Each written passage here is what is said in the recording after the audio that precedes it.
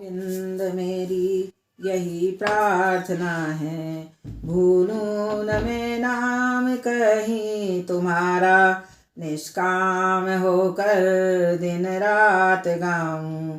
गोविंद दामोदर माधवेति, हे कृष्ण हे यादव है सखेति। देहांत काले तुम सामने हो, बंसी बजाते मन को लुभाते।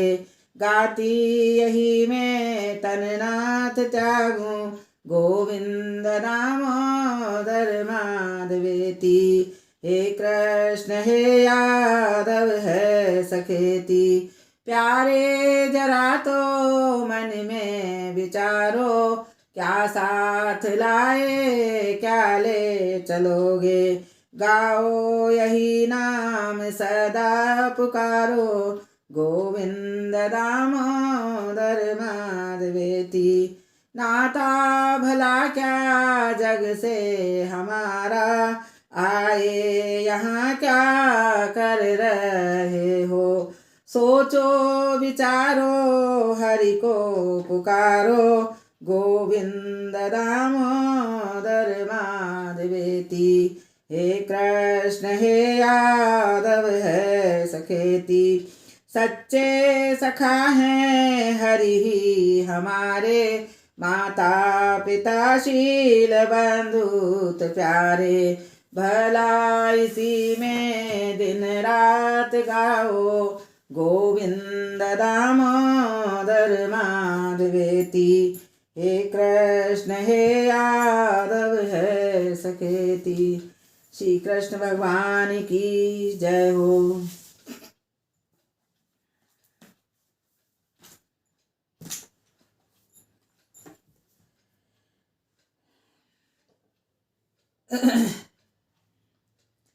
शारीरिक सुख में ही जो रमा रहे वे भौमासुर कहलाता है। विलासी जीव ही भौमासुर है। विलासी भौमासुर ने उन राजकन्याओं को बंदी बनाया था, अर्थात अनाधिकारी कामी व्यक्ति ने मंत्रों का अनर्थ किया था। कामी व्यक्ति मंत्र का अपने विलासी मंत्र की पुष्टि के लिए विकृत अर्थ करता है। ऐसे व्यक्ति मंत्रों का दुरुपयोग करते हैं। विलासी कहता है, भगवान ने गीता में मौज उड़ाने को कहा है, सो हम मौज क्यों न उड़ाएं। ऐसे लोग सिद्धि भ्रवती कर्मणा वाले श्लोक का हवाला देते हैं। इस श्लोक का सही अर्थ यह है कि कर्मों से सिद्धि की प्राप्ति होती है, जबकि विलासी लोग और ही अर्थ करते हैं। वास्तव में तो यह श्लोक अनासक्त कर्म का उपदेश देता है।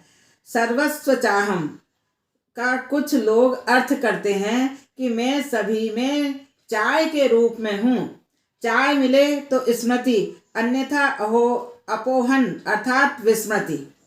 गीता के श्लोक का ऐसा विकृत अर्थ करने वाले भी हैं। वेद का तात्पर्य भोग में नहीं त्याग में है। वेद को भोग नहीं त्याग इष्ट है। वेदों का तात्पर्य भोग परक नहीं निवृत्ति परक है। प्रवृत्तियों को एक साथ और हमेशा के लिए छोड़ा तो नहीं जा सकता, किंतु जो कुछ भी करो धर्म की मर्यादा में रहकर करो। धर्म की मर्यादा में रहकर ही अर्थोपार्जन और कामोपभोग करो।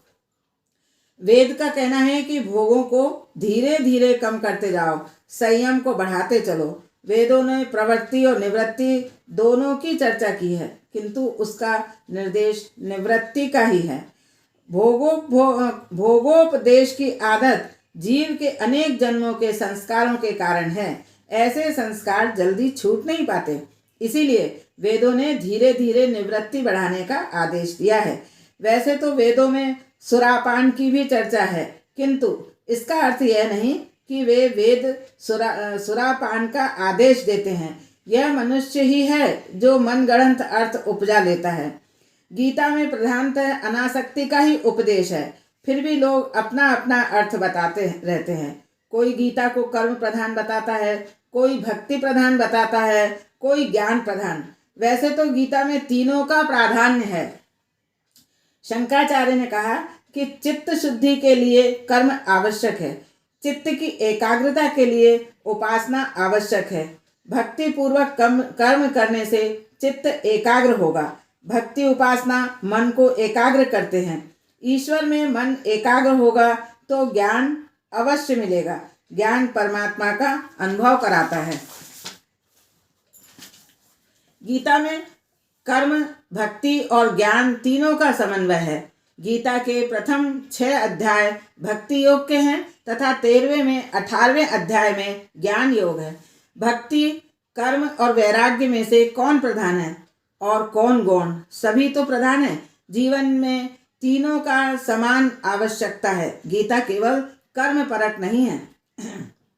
विलासी तो वेद और गीता सभी में विलासी अर्थ निकालेगा। विलासी तो वेद हो या गीता, सभी में विलासी का अर्थ निकालेगा।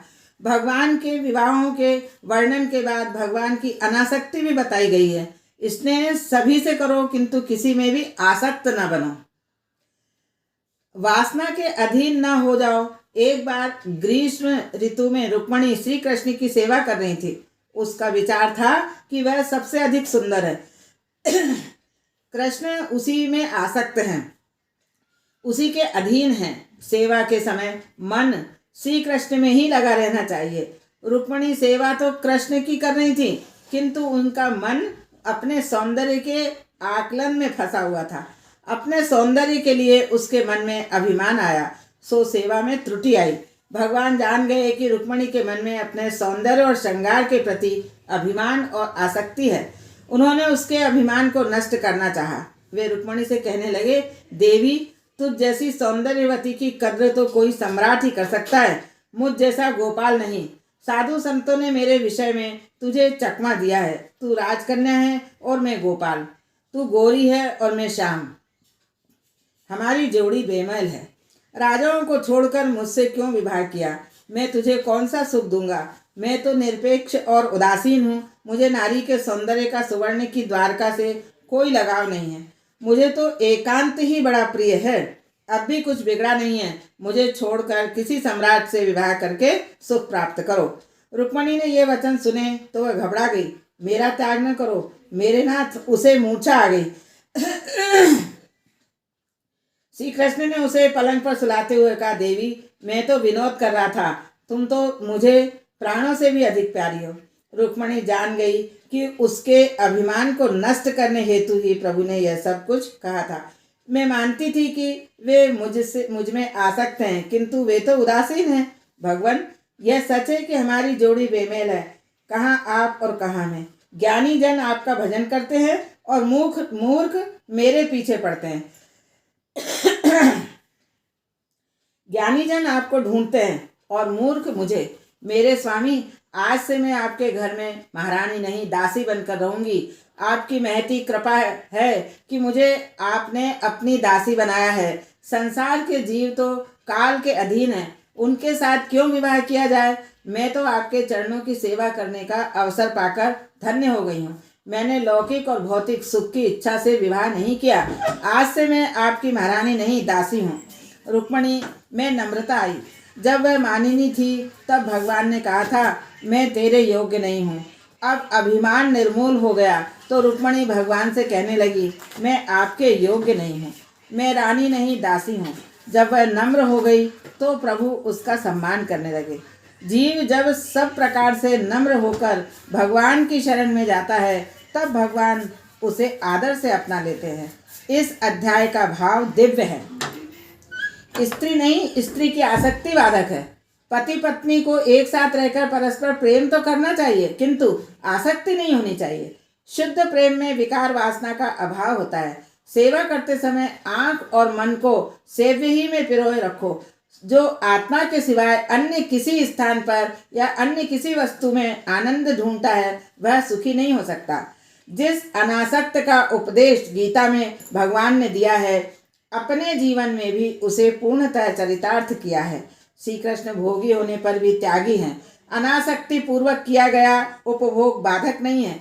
भगवान को किसी भी से में भी आसक्ति नहीं है। जब उनकी 16,008 रानियां थीं और सुवर्ण की द्वारका भी थी, उस समय उनकी जो मन स्थिति थी वह मन स्थिति द्वारका के नष्ट होने पर भी बनी रही।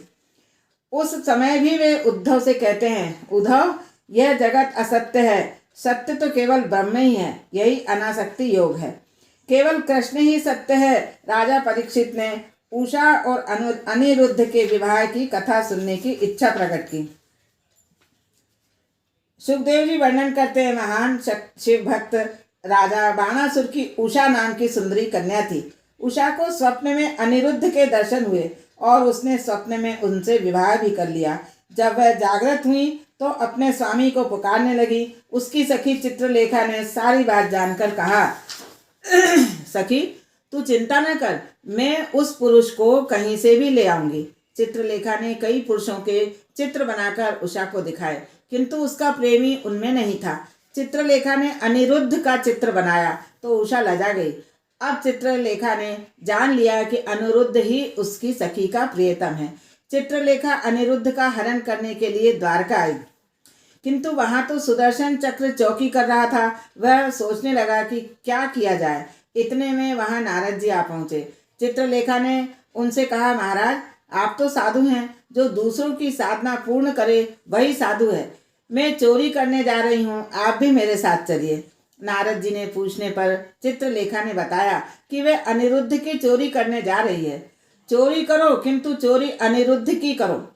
अनिरुद्ध मन के स्वामी हैं, चित्रलेखा है चित्र विचित्र संकल्प करने वाली बुद्धि। अनिरुद्ध मन के स्वामी है और चित्रलेखा चित्र विचित्र संकल्प करने वाली बुद्धि है। अनिरुद्ध मन का स्वरूप है। बुद्धि चित्रलेखा मन अनिरुद्ध को हरने जा रही है, किंतु उसे सफलता तभी मिलती है जब नारद अर्थात ब्रह्मचर्य से सहायता मिले। बुद्धि मन से परे है। यदि उसे ब्रह्मचर्य का साथ मिले तो वह मन को नियंत्रित कर सकती है। यदि ब्रह्मचर्य संयम का पालन करोगे तो मन वश में हो जाएगा। नारद जी ने सुदर्शन से बातें करनी चाहिए तो उसने कहा कि उसे समय नहीं है, सारे नगर की चौकी जो करनी है। नारद जी ने कहा, यह तो ठीक है, किंतु तुझे सत्संग भी तो करना चाहिए। तू किसकी रक्षा करेगा? रक्षक तो श्री कृष्ण है, तू अज्ञानी है। सत्संग से ही तेरा अज्ञान मिट सकता है। नारद जी ने सुदर्शन को बातों में उलझाया और उधर चित्रलेखा ने अवसर पाकर अनिरुद्ध के आवास में प्रवेश किया।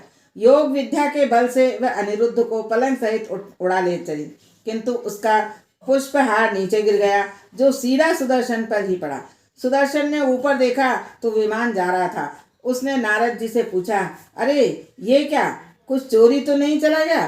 नारद जी, तुझे तो ऐसे निरर्थक विचार ही आते रहते हैं। मुझे कथा करने में कोई आपत्ति नहीं है, किंतु अपने स्वामी की आज्ञा के बिना सत्संग करना ठीक नहीं है। हो सकता है कुछ चोरी हुई हो, तू जाकर देख।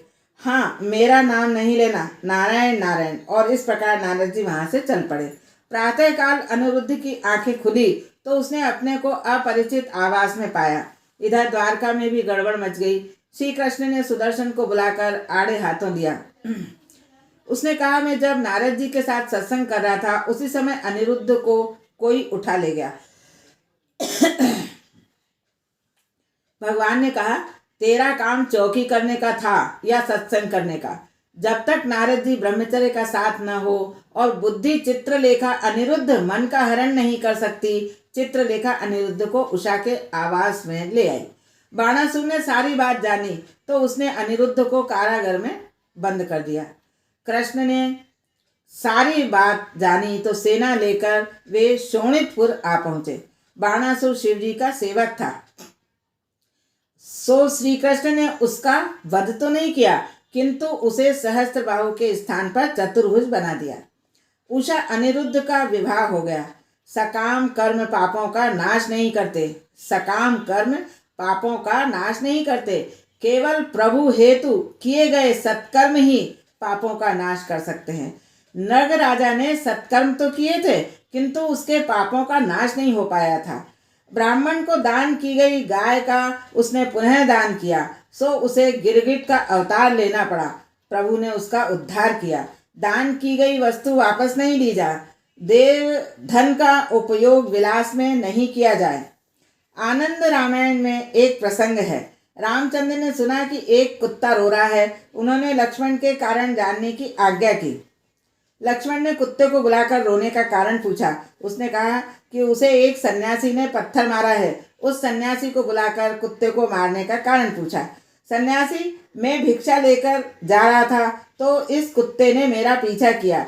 मैंने सोचा कि यदि यह मुझे छू लेगा तो मैं दूषित हो जाऊंगा, सो उसे दूर भगाने के लिए ही मैंने पत्थर मारा था। रामचंद्र जी बोले, तुमने संन्यास लेने में कुछ अधिक शीघ्रता की है। कुत्ता तो पशु है, तुम मन से सन्यासी नहीं हो पाए। यह कुत्ता जो भी दंड देगा वह तुम्हें भुगतना पड़ेगा। कुत्ते से दंड देने को कहा गया तो उसने कहा, प्रभु, इस सन्यासी को लाखों की आय वाले मंदिर का महंत बनाया जाए। सभी सोचने लगे कि कुत्ता दंड दे रहा है या पुरस्कार। कुत्ते ने स्पष्ट किया, पिछले जन्म में मैं एक बड़े मंदिर का महंत था। मैंने देवधन का व्यय विलास के लिए किया था, सो मुझे इस अवतार में कुत्ता बनना पड़ा और पत्थर की मार भी खानी पड़ी। देवधन संतों का धन तथा निष्ठावान ब्राह्मणों का धन हड़पने का प्रयत्न कभी न करना। सच्चा ब्राह्मण प्रभु का प्रिय होता है, उसका अपमान न किया जाए। बलराम ने वन में द्विविध वानर, पौंड्रक तथा काशीराज का वध किया। सुखदेव जी ने दुर्योधन की कन्या लक्ष्मणा का शांब से विवाह का प्रसंग भी सुनाया। नारद जी के परिहास का प्रसंग भी सुनाया। ब्रह्मचारी को चाहिए कि वे गृहस्थ का संसार देखने की इच्छा न करे, किंतु नारद जी को श्री कृष्ण का संसार देखने की इच्छा हुई। श्री कृष्ण 16,108 रानियों के साथ किस प्रकार व्यवहार निभाते होंगे, इसके साथ वे कब भोजन करते होंगे, बातें करते होंगे, विहार करते होंगे। वे द्वारका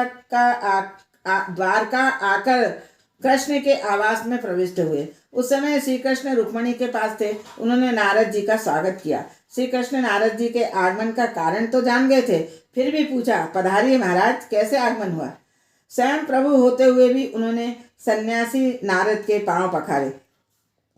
श्री कृष्ण सा गृहस्थ और नारद सा सन्यासी आज तक दूसरा कोई नहीं हुआ। गृहस्थ धर्म निभाते हुए उन्होंने नारद जी की पूजा की। अब नारद जी भगवान के दूसरे आवासों में गए। वहां उन्होंने देखा कि श्री कृष्ण उद्धव जी के साथ शतरंज खेल रहे हैं।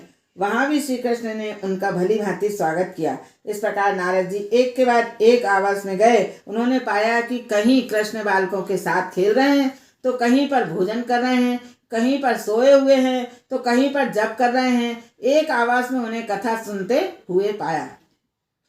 जिस प्रकार घर को प्रतिदिन झाड़ बुहार कर साफ करते हैं, उसी प्रकार दिन प्रतिदिन सत्संग से मन को शुद्ध करने की भी आवश्यकता है। नारद जी जहाँ भी जाते थे श्री कृष्ण को घर गृहस्थी के काम में लगा हुआ पाते थे। वे चलते चलते थक गए। वे सोचने लगे कि अब तो किसी आवास में जलपान करने को मिले तो अच्छा हो।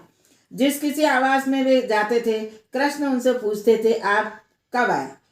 कई घंटों से वे घूम रहे थे, फिर भी कहना पड़ता था, बस अभी आया हूँ। यह तो महायोगेश्वर की माया थी। भगवान ने कहा, नारद जी, मैं तेरी पूजा करता हूँ, इसका यह अर्थ नहीं कि तू मुझसे बढ़कर है। गृहस्थ धर्म के पालन के लिए ही मैं तेरी पूजा कर रहा हूँ। वैसे तो तू मेरा पौत्र है, क्योंकि तेरा पिता ब्रह्मा मेरा पुत्र है। मेरा वैभव देखकर तुझे तो आनंद होना चाहिए था। नारद जी ने भगवान से क्षमा याचना की। भगवान गृहस्थ के सामने आदर्श रखते हैं कि सच्चे संतों का, पवित्र ब्राह्मणों का आदर करो। इस प्रसंग से एक उपदेश यह भी मिलता है कि ब्रह्मचर्य का पालन शरीर से तो सरल है, किंतु दृष्टि और मन से ब्रह्मचर्य का पालन करना बड़ा कठिन है। गृहस्थ के जीवन में व्यापार का विचार करने से ब्रह्मचर्य भंग की संभावना है। गृहस्थ के जीवन में व्यापार का विचार करने से ब्रह्मचर्य भंग की संभावना है। 17वें अध्याय में भगवान की दिनचर्या का वर्णन है। वे ब्रह्म मुहूर्त में ही शैया त्याग करते थे। स्नान आदि से निवृत्त होकर त्रिकाल संध्या, गायत्री जप, दान आदि करते थे और फिर व्यावहारिक कामकाज करते थे। द्वारका में आज भी ठाकुर जी 2 बार संध्या करते हैं। वे संध्योपासना, माता पिता की पूजा, गरीबों और पवित्र ब्राह्मणों को दान आदि भी देते हैं। गाय की सेवा भी करते हैं। गृहस्थ को चाहिए कि वे प्रतिदिन संध्या पूजा, गाय और गरीबों की सेवा आदि सत्कर्म करें। एक बार नारद जी ने भगवान से विनती की कि जरासंध द्वारा बंदी बनाए गए राजाओं को मुक्त करो। उसी समय युधिष्ठिर की ओर से आमंत्रण आया कि राजसूय यज्ञ में पधारिए। भगवान सोचने लगे पहले कौन सा काम किया जाए। नारद जी ने कहा कि वे प्रथम यज्ञ में ही जावें। राजसूय यज्ञ के समय भीम ने दुर्योधन का अपमान किया था और कहा था कि अंधे के पुत्र अंधे ही होते हैं। इस कर्कश वाणी ने कलह का प्रारंभ किया, जिसकी अंतिम परिणति महाभारत के दारुण युद्ध में हुई थी। पांडवों ने वनवास का समय गुजरात में बिताया था। संखेड़ा के निकट पंचवेश्वर महादेव के पास वे रहे थे। वर्तमान धोलका शहर ही प्राचीन विराट नगरी है। राजसूय यज्ञ के निमित्त से योद्धाओं का नाश हो गया, किंतु एक जरासंध शेष रह गया था। वह महान शिव भक्त था, सो उसे जीतना आसान नहीं था। जब भगवान ने युक्ति की, वे स्वयं अर्जुन और भीम के साथ ब्राह्मण का वेश धारण करके जरासंध के पास गए। जरासंध ब्राह्मणों को भोजन कराए बिना स्वयं भोजन नहीं करता था, सो उसने इन ब्राह्मणों से भी दान मांगने को कहा। श्री कृष्ण ने भीम को बताते हुए कहा कि मेरे इस शिष्य से द्वंद्व युद्ध करो। 27 दिन हो गए कुश्ती करते हुए, किंतु जरासंध मरता नहीं था। भीम श्री कृष्ण से कहने लगा, आप दोनों तो खा पी कर मौज मना रहे हैं और इधर लड़ते लड़ते मेरा शरीर थककर चूर हो गया है। श्री कृष्ण बोले, लड़ते समय तू मेरी ओर दृष्टि ही नहीं करता, अतएव जरासंध मर नहीं पाता। लड़ते समय मेरी ओर देखना, मैं जो युक्ति बताऊं वैसा करने से वह मर जाएगा। अर्जुन जीवात्मा है और भीम प्राण है। श्री कृष्ण परमात्मा है। वृद्धावस्था में प्राण व्याकुल हो जाता है। जरावस्था में प्राण यदि श्री कृष्ण की ओर दृष्टि करे तो वह भी भीम की भांति जरा को मार सकता है। प्राण यदि परमात्मा के सम्मुख हो, प्रति श्वास उन्हीं का स्मरण करे तो जरासंध मर सकता है। जन्म मृत्यु की पीड़ा ही जरासंध है। जरासंध का वध करके प्रभु ने सभी राजाओं को मुक्त किया। राजसूय यज्ञ के आरंभ में श्री कृष्ण की अग्र पूजा की गई। शिशुपाल ईर्ष्या से जल उठा। वह श्री कृष्ण के लिए अपशब्द बोलने लगा तो भगवान ने सुदर्शन चक्र से उसका मस्तक काट करके उसका उद्धार किया।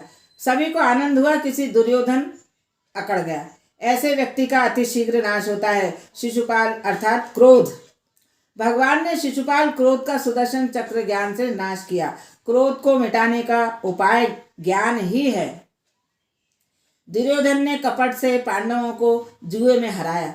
पांडवों ने विराट नगरी में अज्ञातवास किया था। वनवास समाप्त होने पर पांडवों कौरवों में युद्ध का प्रसंग उपस्थित हो गया। बलराम ने सोचा किसी एक के पक्ष में रहकर उन्हें लड़ना पड़ेगा, सो वे तीर्थ यात्रा करने निकल पड़े। घर में जब भी मतभेद, मनोदुख का प्रसंग उपस्थित होवे तो तीर्थ यात्रा करने चले जाओ। सुखदेव जी ने बलराम की तीर्थ यात्रा का भी बड़ा अच्छा वर्णन किया है। सुखदेव जी ने सुदामा चरित्र भी सुनाया। यह चरित्र भागवत का महत्वपूर्ण अंश है।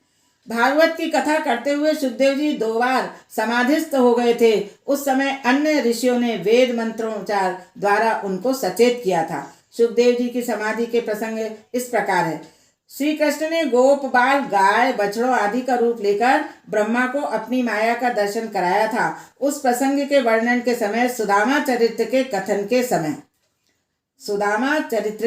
के समय राजा परीक्षित सुदामा चरित्र के आरंभ के समय सुखदेव जी से कहते हैं, इस कृष्ण कथा को सुनते हुए तृप्ति ही नहीं हो रही है। वही वाणी धन्य है जो भगवान का गुण वर्णन करती है। वे ही हाथ सच्चे हैं जो भगवान की सेवा करते हैं। वही मन सच्चा है जो स्थावर जंगम सभी में व्याप्त प्रभु का दर्शन करता है। वे ही कान सच्चे हैं जो भगवान की पवित्र कथा का श्रवण करते हैं।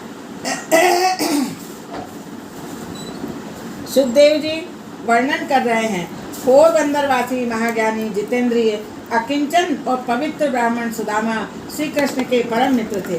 वे सारा दिन प्रभु सेवा में बिताते थे और अयाचक व्रत का पालन करते थे। ज्ञान का फल धन या प्रतिष्ठा नहीं, परमात्मा से मिलन है। केवल अर्थोपार्जन के लिए विद्या का उपयोग करना ठीक नहीं है। सुदामा अपनी विद्या का उपयोग भोग के लिए नहीं, भगवान के लिए करते थे। सुदामा के घर में दरिद्रता का राज था। उनकी पत्नी का नाम सुशीला था।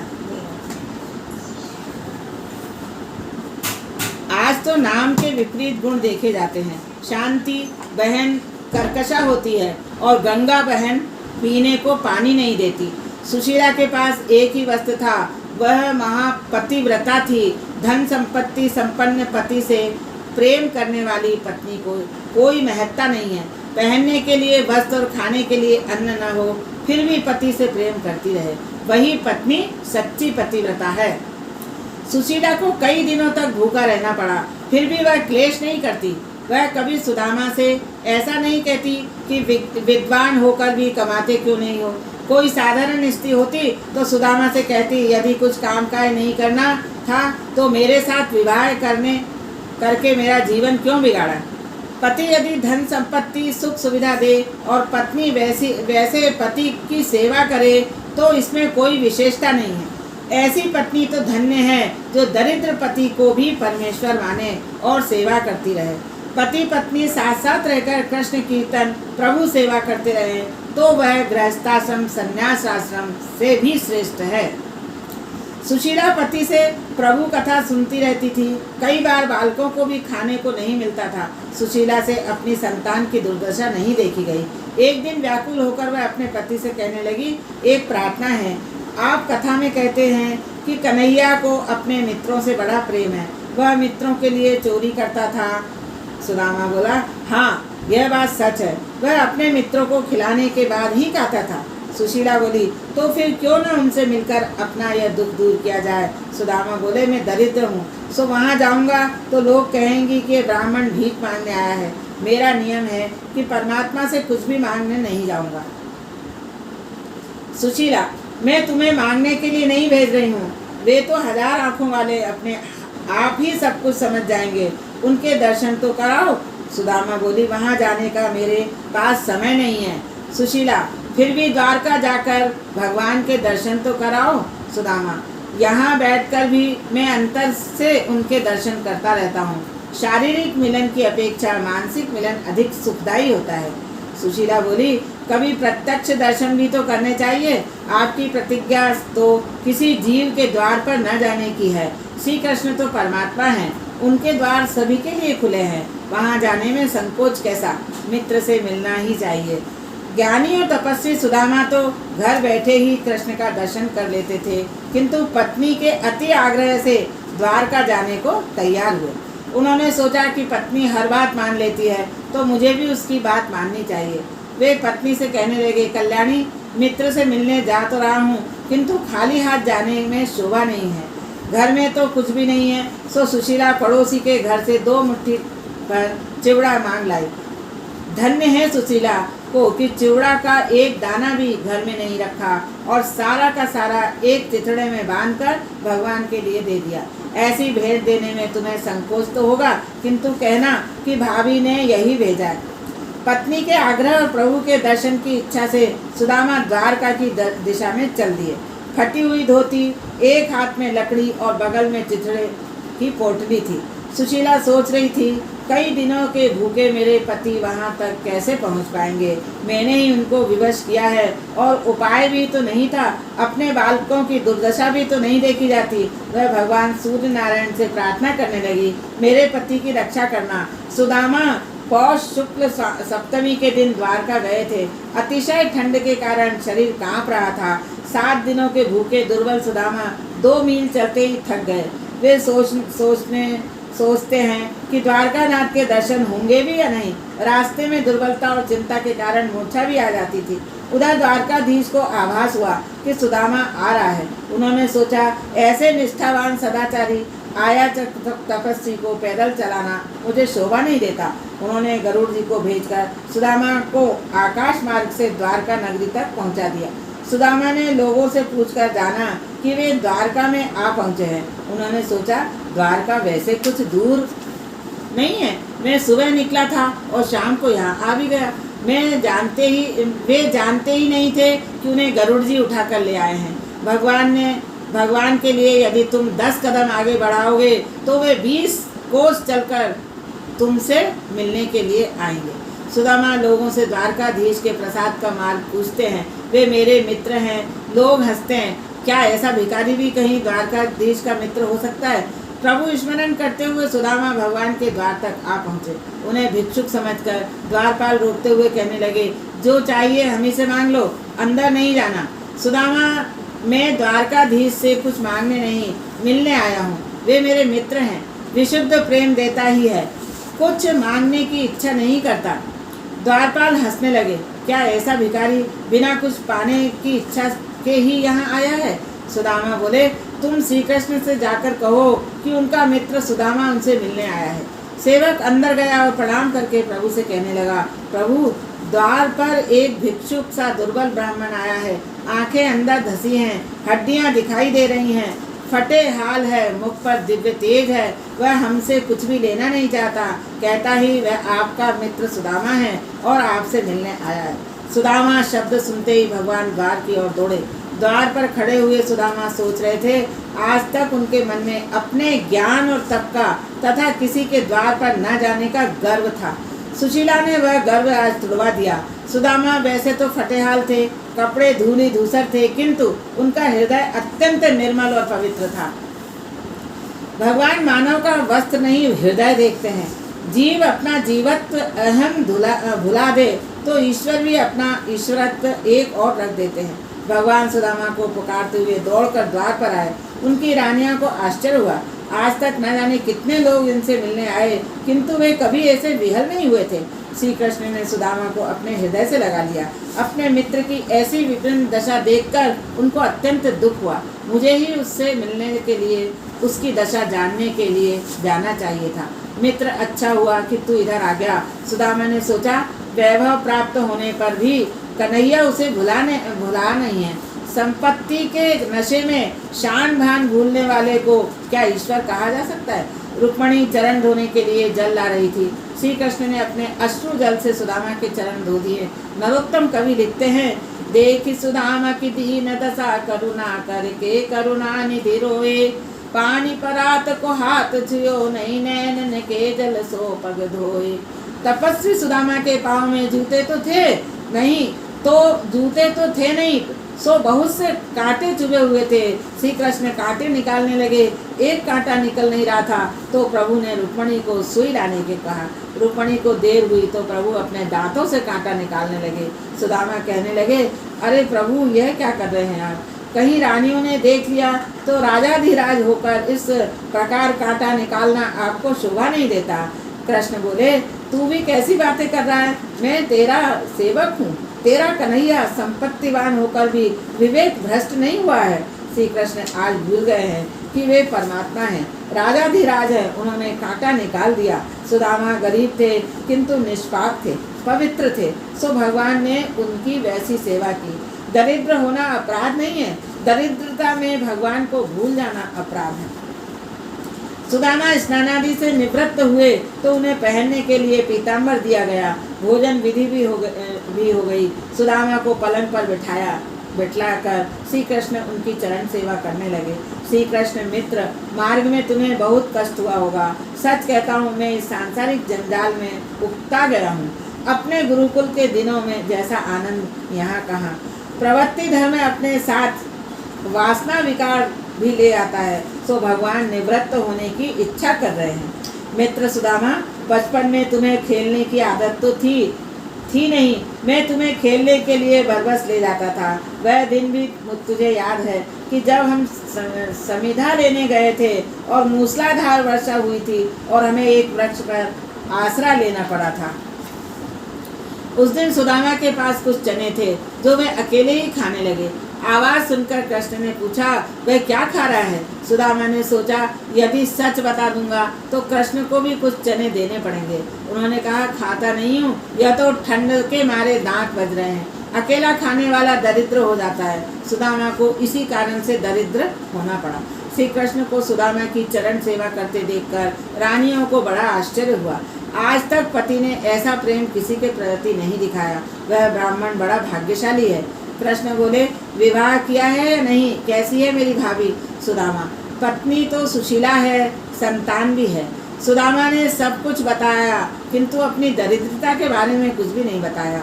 तेरी भाभी की इच्छा और अनुरोध से ही मैं तुझे मिलने आया हूँ। श्री कृष्ण, भाभी इतनी सुपात्र हैं तो मेरे लिए भी कुछ भेजा तो होगा ही। लक्ष्मी ने बीच में कहा, यदि आपकी आज्ञा हो तो मैं आपके इस मित्र के घर कुछ भेज दूं। कृष्ण, मैं देना नहीं, इससे कुछ लेना चाहता हूँ।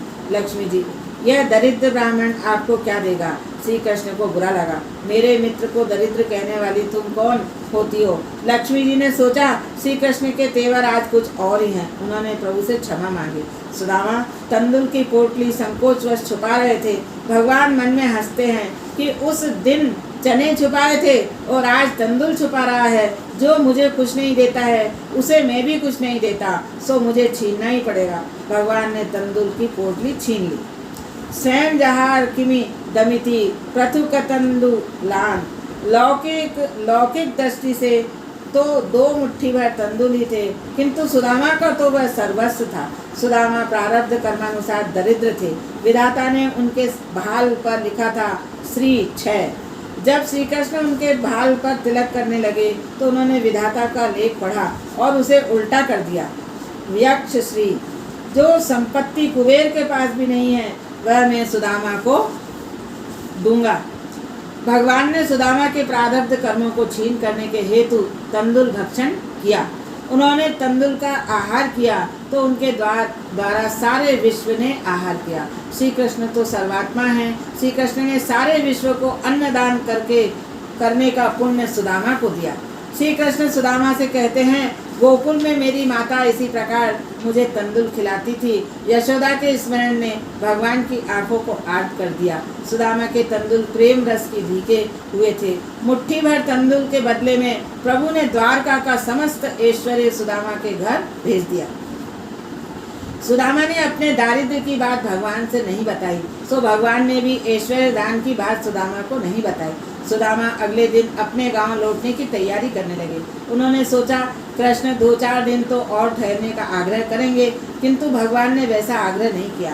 कारण उधर सुशीला सारा वैभव पाकर भी व्रत लिए बैठी थी कि बिना पति का मुख दर्शन किए भोजन नहीं करूँगी। भगवान ने सोचा यदि सुदामा को जाने न दूंगा तो भाभी को उतने दिन भूखे रहना पड़ेगा, सो उन्होंने सुदामा से आग्रह नहीं किया। निरपेक्ष पवित्र सुदामा अपनी पुरानी धोती पहनकर जाने के लिए तैयार हो गए। जाते जाते भी उन्होंने कुछ नहीं मांगा। श्री कृष्ण द्वार तक उन्हें छोड़ने गए और कहने लगे, मित्र अब की बार भाभी को भी साथ ले आना, उनको मेरी याद कहना, मेरा वंदन करना। सारा विश्व श्री कृष्ण को वंदन करता है और वे एक दरिद्र ब्राह्मण की पत्नी को वंदन करते हैं। जैसी वस्तु माता कभी मुझे देती थी वैसी ही वस्तु भाभी ने भेजी थी। सुदामा से गले मिलकर विदा ली। दोनों की आंखों में आंसू छलक आए। पुरी पहुंचकर सुदामा अपनी टूटी फूटी झोपड़ी ढूंढने लगे। वहां झोपड़ी का तो नाम निशान नहीं था। बड़ा प्रसाद खड़ा था। सुदामा सोच रहे हैं मेरी झोपड़ी को कौन उठा ले गया। उधर सुदामा के आगमन का समाचार सुशीला को मिला। वह दौड़ती हुई आई और पति का स्वागत करती हुई कहने लगी, आपके मित्र की कृपा से यह सब कुछ हुआ है। सुदामा का मन कृतज्ञता से भर गया। वे प्रार्थना करने लगे,